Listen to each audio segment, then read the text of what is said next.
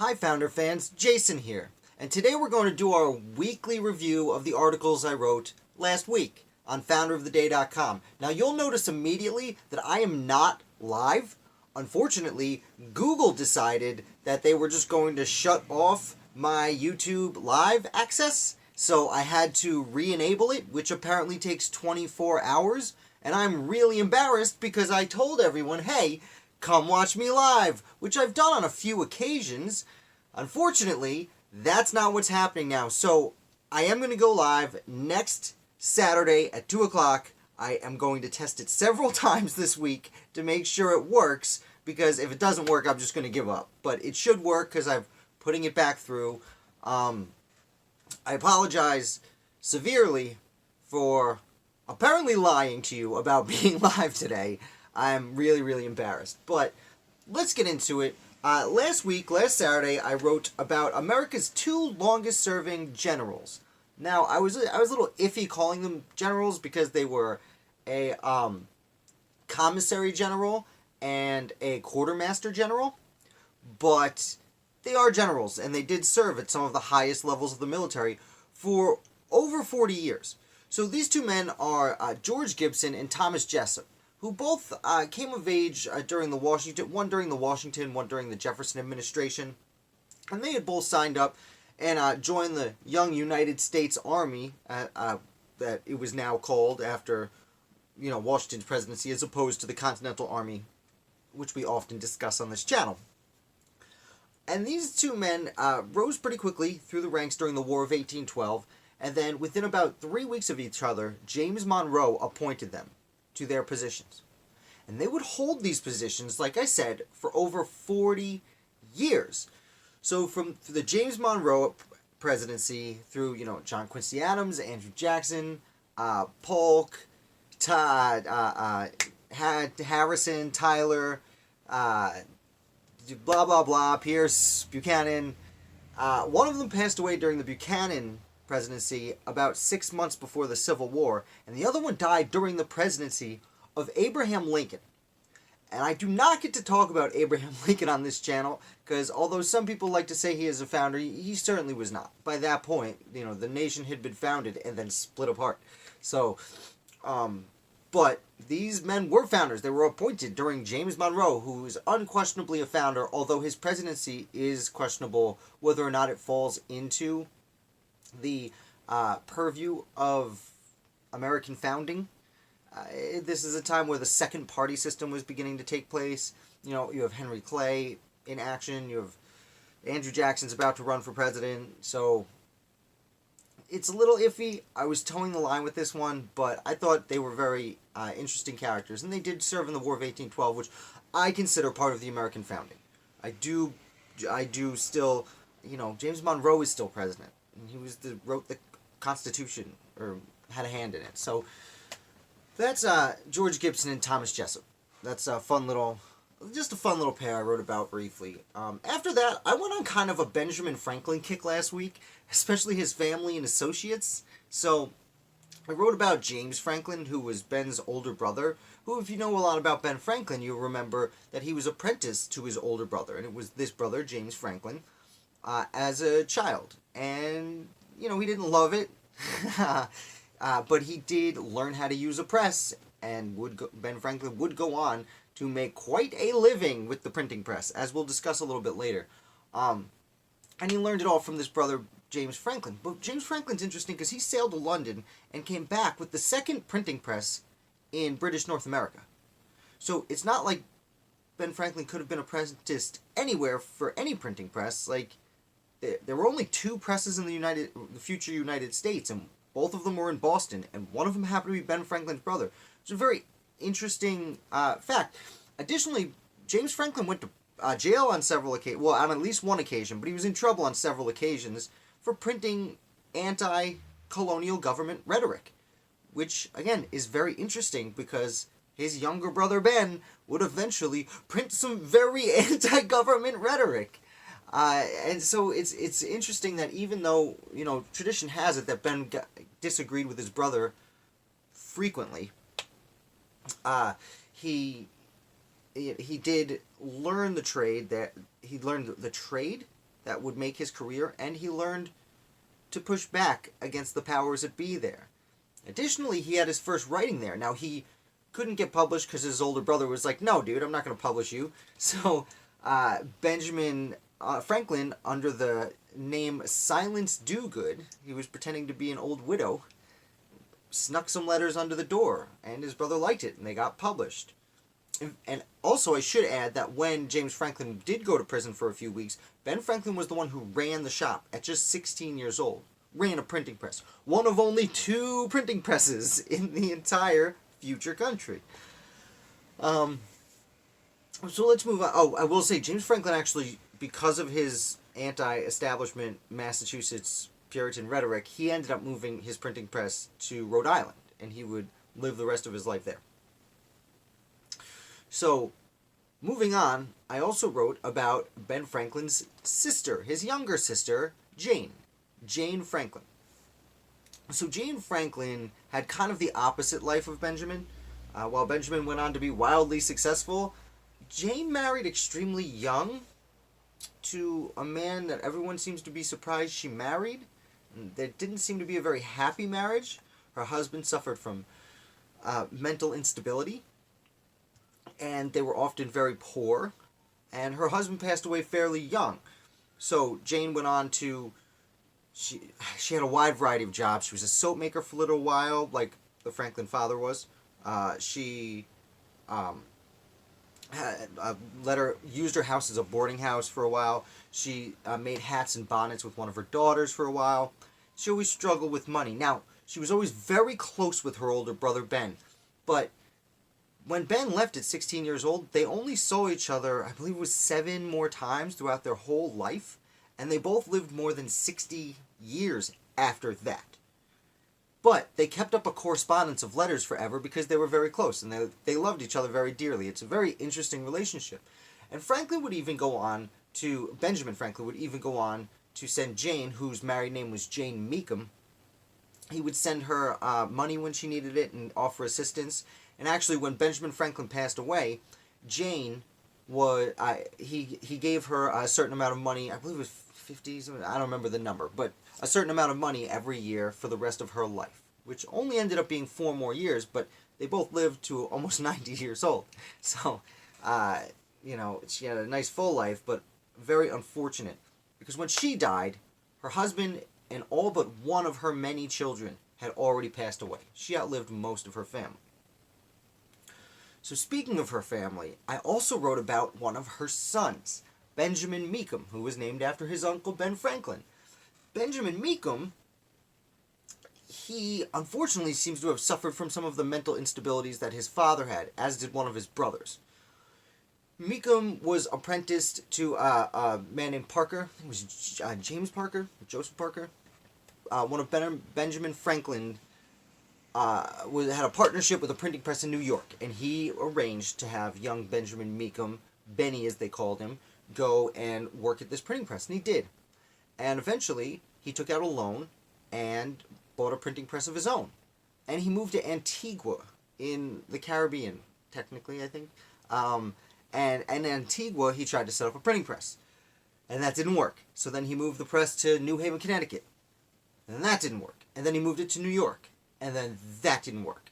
And then he kind of left it in storage. And the owner of the storage facility just couldn't seem to get payments and actually wrote to Benjamin Franklin saying, "Why is your nephew not paying up? What's going on here?" And eventually, it seems that he was put into a, it wasn't an asylum, it was kind of like a boarding house for people who had mental instabilities. They didn't treat mental illness very well at that point, although Dr. Benjamin Rush was starting to work on that. But Meekum was put into a house where he could stay until he got his senses back. Unfortunately, this was in New Jersey. And then there's the Battle of Trenton in New Jersey, and with all of the hubbubaloo and nonsense going on in the middle of a war, somehow Benjamin Meekum escaped and disappeared. And, 200 years later, he's presumed dead. But we have no idea what happened to him.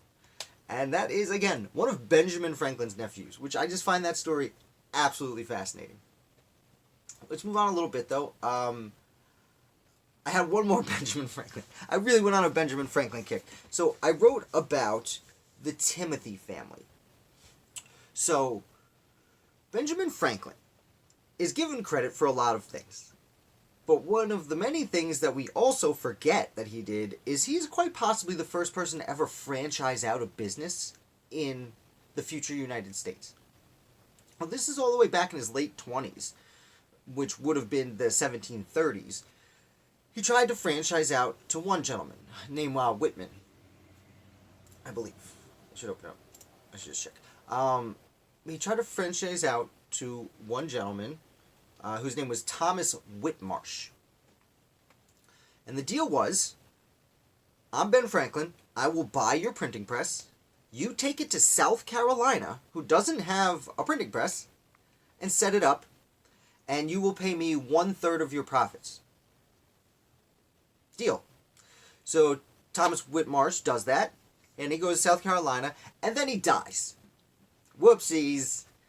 But Thomas Whitmarsh had hired an apprentice, basically a journeyman, which my understanding is he wasn't an apprentice, he wasn't learning, but he wasn't a printer, he was just helping you. And so Louis Timothy comes over, and he's there for a few years, and then he dies. But luckily, the contract they had left this company to Louis Timothy's son, Peter. Unfortunately for Peter, he was only 14 years old and couldn't own a business. So Peter's mom, Elizabeth, took over the business. Now, when it was printed in Peter's name. Because Peter was a woman couldn't own a printing press. Because, the past. So anyway, even though it was technically printed in Peter's name, Elizabeth Timothy actually ran the printing press for about 6 years. Which makes her, first of all, the first female printer in what would become the United States. And second of all, the first female franchise owner in what would be considered the United States. And again, part of this credit does go to Benjamin Franklin for empowering a woman, because he definitely could have stepped in as the man whose name was on the contract. He could have stepped in and said, no, let's get a dude in here. But he didn't, which speaks a lot to his being Ben Franklin. But anyway, eventually Peter Timothy does come of age, and he becomes a fairly successful printer.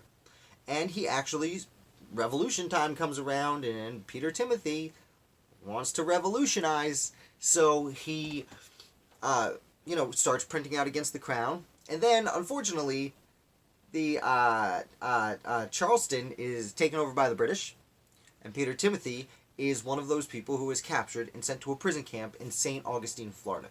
Now, there's a little bit of debate on exactly what happens to Timothy from here on out. Peter Timothy, very specifically. There are some claims that en route to Florida, he fell off the boat. But that doesn't seem to be the actual case. Those were rumors at the time. What more likely seems to happen is he was in prison in Florida for about a year, and then was released and brought to Philadelphia.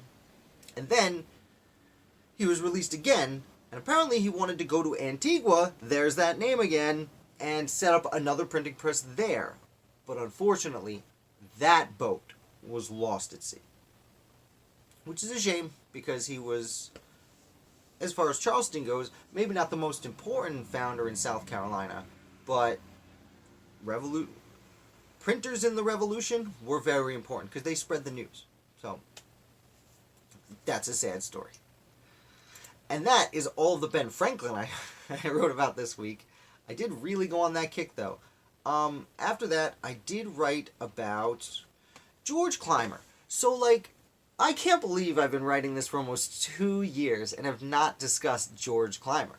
Because he's one of the 5 dudes, I should say, one of the 5 founders. Only 5 founders signed both the Declaration of Independence and the United States Constitution. Excuse me. Which is really all I should have to say about George Clymer. But I won't. So Clymer was from Philadelphia, and he became very wealthy. Apparently he was orphaned as a very young boy and taken in by his uncle, who was a successful merchant. And therefore he went grew up in the merchant trade, read his uncle's books, and got a real good education. And he eventually not only joined the local committee of correspondence, but correspondence and the committee of safety, but he acted as treasurer. And he was very close friends with Benjamin Franklin, who trusted him with the money and things of this nature. He then gets hired as one of two treasurers for the Continental Congress. It wasn't a position they elected from within. They actually paid someone to come in, like a clerical position, to be treasurer. It was him and a man named Michael Hilligus. Both got the positions. Now, Clymer would only hold this position for about a year, because after the Declaration of Independence was approved, after independence was approved and the document was approved, Continental Congress had massive changes throughout the month of July. Because they basically made a rule that said, if you didn't vote for independence, you're out.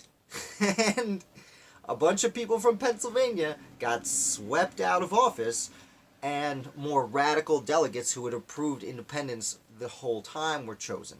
And George Clymer was one of these guys. So he is sent in late July. But he gets there just in time to sign the Declaration of Independence. So even though he didn't vote for independence, he got his name on there. He would support the revolution throughout the years, donating. He'd exchanged significant amounts of his personal income for Continentals. He'd take his specie, which is gold and silver that had value, and he'd trade it in for Continentals in an effort to make the Continentals look like they had value and to actually add value to them. This seems to be kind of a foolish endeavor. They never really got that valuable, but he tried. Fortunately for him, he never went bankrupt because of it, as other founders seem to have done. Then the Constitutional Convention comes around and Clymer goes, and he's there the whole time. He goes to almost every session, but he's a quiet guy. He's more of a mover than a shaker, if that makes any sense. So Clymer hangs out, listens, doesn't do a lot of speaking, but he's there the whole time, and he does sign the United States Constitution. And after which he's voted in as an inaugural member of the United States House of Representatives. After which he pretty much retires. So that's George Clymer. And now lastly today I want to talk about Federalist number 64, which was written by John Jay, who we always forget wrote some of the Federalist Papers. We know James Madison and we know Alexander Hamilton, but there are 85, I believe, 86 Federalist Papers. John Jay wrote 5 of them. Hamilton wrote the first one. John Jay wrote 2, 3, 4, 5. And then Jay got sick for 4 months and didn't participate. Then he comes back, writes 1, and he's done. And I wrote about this one today. And it's interesting because, this one was about the United States Senate. It kind of picks up on where Madison had left off with the Senate, except Jay's big concern was foreign policy, because I'll remind you, John Jay had served for 3 years during the Revolutionary War as minister to Spain, and we always overlook Spain. We always forget that negotiating with Spain was pretty much just as important as negotiating with France. And Jay would also briefly the following year serve temporarily as interim Secretary of Foreign Affairs. So foreign policy was humongously important to John Jay. And Anti-Federalists were criticizing the treaty-making process in the Constitution, which generally says that the President has the power to negotiate treaties, and then the United States Senate has the power to approve or deny treaties. And this is interesting because the House of Representatives is totally left out of this loop. And some Anti-Federalists were like, why do the people not have a say? And Jay puts up a really interesting argument, which is basically twofold. First of all, it reflects on what Madison had said, and I discussed last week about the United States Senate, is that it's supposed to be more career diplomats, statesmen, as they called them. That's why they served 6 years. They were professional politicians, for lack of a better word, which has a dirty sound in modern language, but at the time, the point was these men had the opportunity, the free time to learn about foreign affairs or economic problems 4 states away, when people in the House of Representatives, as they were supposed to have been chosen from among the people, they wouldn't necessarily know the finer details of these kinds of things. So that's the first reason that the Senate gets to approve. And the second reason he talks about, and this is more geared towards the president, is haste. Sometimes when you're making treaties, you can't wait 6 months to have it go through 2 houses of Congress. And sometimes, people were also critical that the president could negotiate in secret. But sometimes, when you're hashing out details, if I come up with an idea that no one else likes, okay, I'll back off and we'll come up with a new idea. But like we see today, if I come up with an idea no one else likes and the whole world knows about it, then there's no backing off. You're stuck with what you said. And it makes negotiations extraordinarily difficult.